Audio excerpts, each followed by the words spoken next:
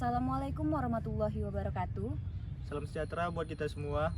Baiklah, dalam video ini kami akan membahas tentang 5 poin Mengenai persoalan dalam perbandingan hukum pidana.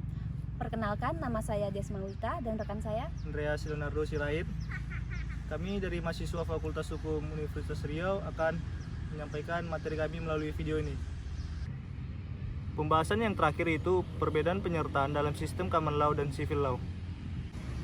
Konsepsi ajaran penyertaan yang mewakili continental atau civil law system adalah Prancis, karena negara ini sebenarnya pelopor sistem tersebut selain Jerman. Negara ini juga memberikan pengaruh kepada beberapa negara jajahannya termasuk Belanda dan Indonesia.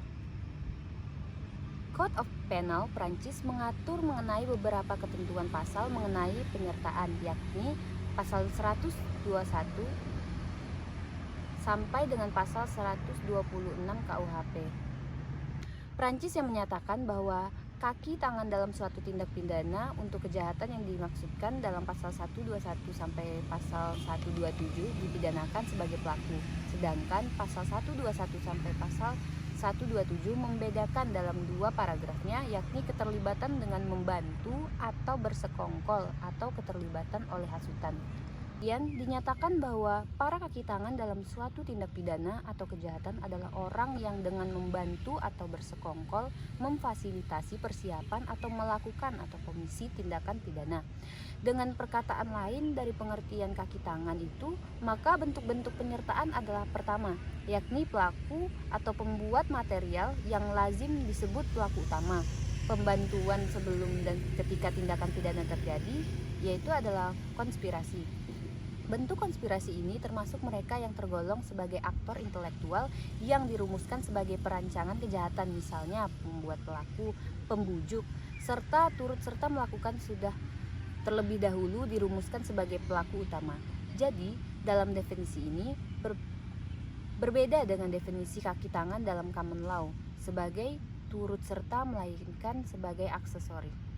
Kemudian setiap orang yang melalui suatu hadiah, janji, ancaman, perintah atau penyalahgunaan wewenang atau kekuasaan memprovokasi untuk melakukan tindak pidana atau memberikan instruksi untuk melakukan itu juga sebagai kaki tangan kejahatan. Hal ini mengikuti atau berpedoman pada pasal ini bahwa untuk menanggung kewajiban sebagai kaki tangan, orang itu harus berpartisipasi dalam tindakan melawan hukum pokok dan harus memiliki maksud pokok untuk tindakan melawan hukum tersebut agar berhasil. Teori kriminalitas diasumsikan masyarakatkan bahwa partisipasi seorang asisten harus dikaitkan dengan tindak pidana yang benar-benar dilakukan oleh pelaku. Jadi sama dengan hukum pidana Belanda dan Indonesia bahwa bantuan yang diberikan harus nyata berhubungan dengan perbuatan pelaku.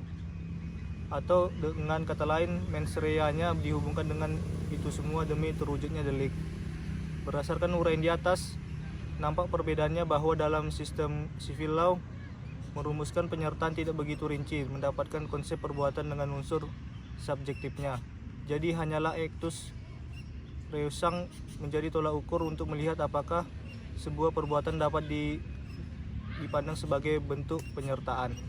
Dalam common law, setiap bentuk perbuatan mengenai suatu kejahatan dapat ditarik sebagai sebuah penyertaan ketika perbuatan tersebut dimaksudkan unsur pengetahuan dan agreeing atau ceroboh, sehingga penyertaan pidana yang dimaksudkan kepada perbuatannya dan perbuatannya tersebut dapat dua dimensi, baik perbuatan aktif dan tidak aktif, dan ini tidak ada dalam civil law. Keunggulan ini pada hakikatnya dapat digunakan untuk merumuskan kembali dalam undang-undang tindak pidana sebagai undang-undang tindak pidana khusus, kendati harus menambah pasal 55 KUHP di Indonesia. Sekian dan terima kasih.